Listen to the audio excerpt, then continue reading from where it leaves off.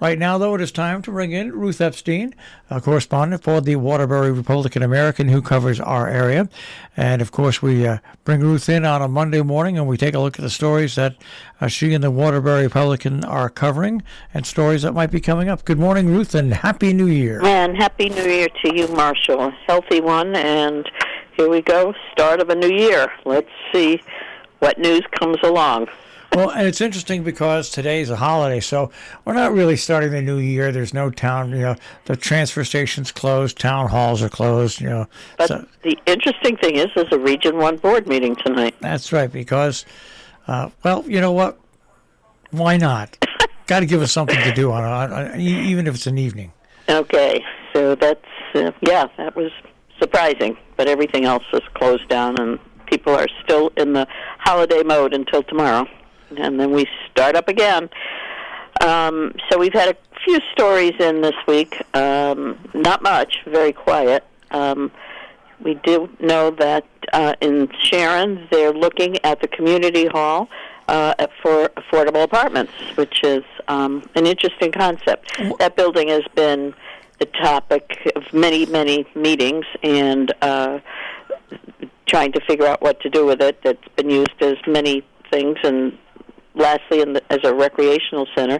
But the Housing Trust has come before the selectmen to ask them to consider it, and it will go before many commissions and agencies before it comes for a town vote. So we'll be keeping an eye on that. I think it's an interesting project because it's so close to the school. Mm-hmm. You could have maybe some single-parent families move in there, and they're right by the school, and they're within walking distance of the shopping center. It's what affordable housing, what they always look for. Exactly. To be close to schools, close to food, and things like that, where you don't need to have a car. I think it's very interesting. I'll have to see how it develops, but I think it's an interesting idea. Yeah, that was the cry in Falls Village over this housing complex they're trying to put on River Road, and the opponents kept saying, well, it should be closer to town. Well, this is a perfect example of that, as is the one in Lakeville that is currently on hold. These are the places, you're right, where you might not need a car, and you can get to places that you need to get to. So, yeah, we'll be watching that and seeing what happens. Also in Sharon, the selectmen have decided to close town hall on election days. They got a note from town clerk Linda Amerighi, who's talked about the need to close down. Because her office has to be open on election day, but if other offices are open, she's got people coming in asking for other issues, and so the selectmen did agree from now on, at least on election day, Sharon Town Hall will be closed. They're going to discuss other primaries and referenda times, but for now, that's the way it's going to be. So we had a warm week. We had it was rather quiet but warm, so people were out, and here we go now, starting a new year. And the Salisbury Winter Sports Association had their ski jump camp on Friday and Saturday. Right. Once again this year, 30 kids showed up. It's amazing. There's such an interest, and certainly unique. There aren't many places that give ski jumping lessons to these little kids, and of course that's always the site of the competitions, and that'll be coming up in February.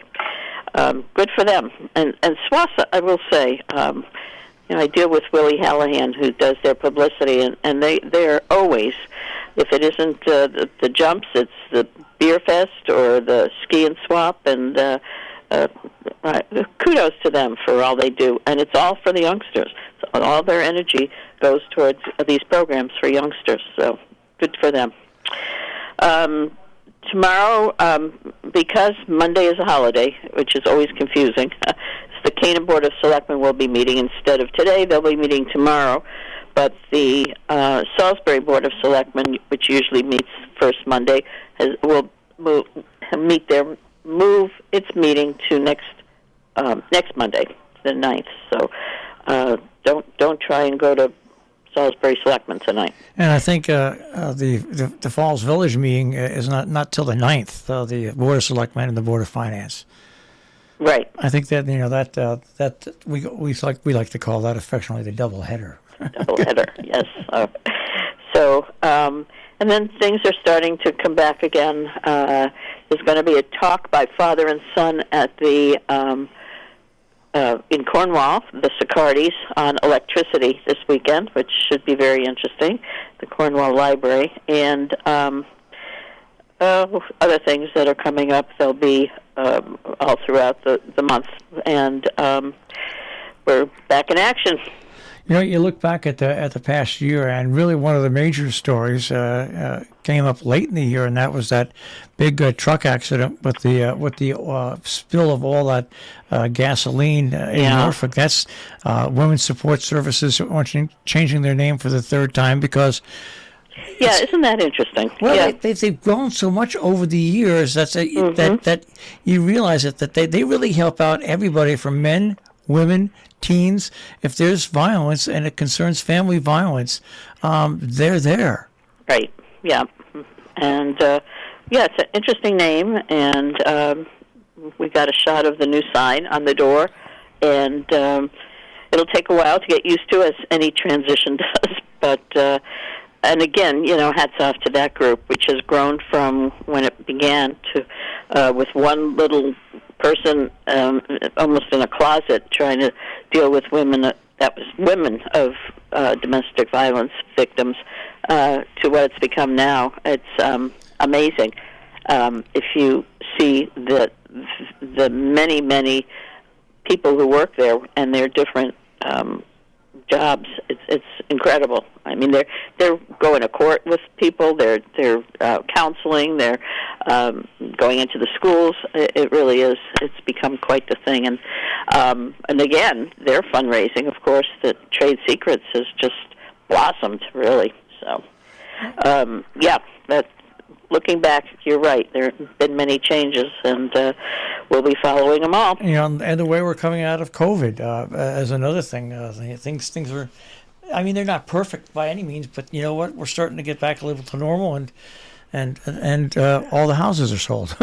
Yeah, exactly. They're not all sold. Talk to the realtors. They're just they no inventory. They're just and just we'll still be looking at the covered bridge in Cornwall. It's going to be a while, I think, before that gets fixed. And I was down there, and the state DOT guys were working away, and one fellow said he's never seen it this bad, the damage. Well, no, all those above Joyce, every one, because the person decided to once they went. They continue to go through, so that all has to be replaced. Yeah, everything.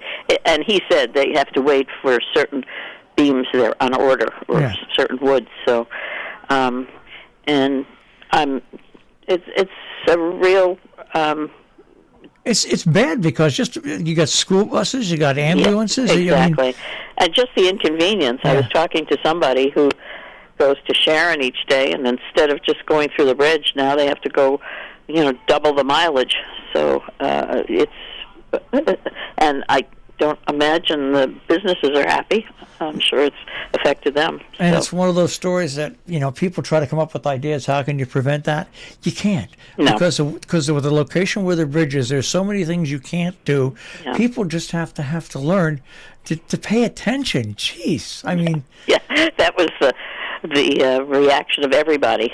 How could he have just kept going? And he stopped at one point. He stopped, I guess. Yeah. And then decided, well, you know what? I'm halfway through, so I'll keep going. Yeah.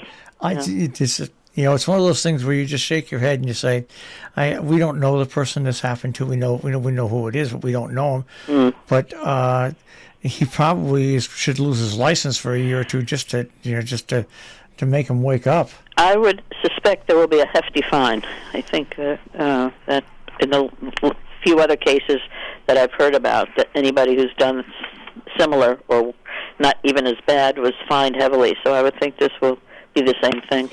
Ruth, Well, here we are, starting a brand new year. Here we are, Marshall. How many years have we been doing this? A long time. Forever. That's right. And hopefully we keep on going. We want to inform the community of what's happening. I think it's very important that people are informed so they can make wise decisions when it comes to issues. Absolutely. All right, Ruth, we'll speak to you next week. Okay. Happy New Year to everyone. Same to you, Bye-bye. Ruth Epstein from the Republican American with the Republican American Report here on Robin Hood Radio.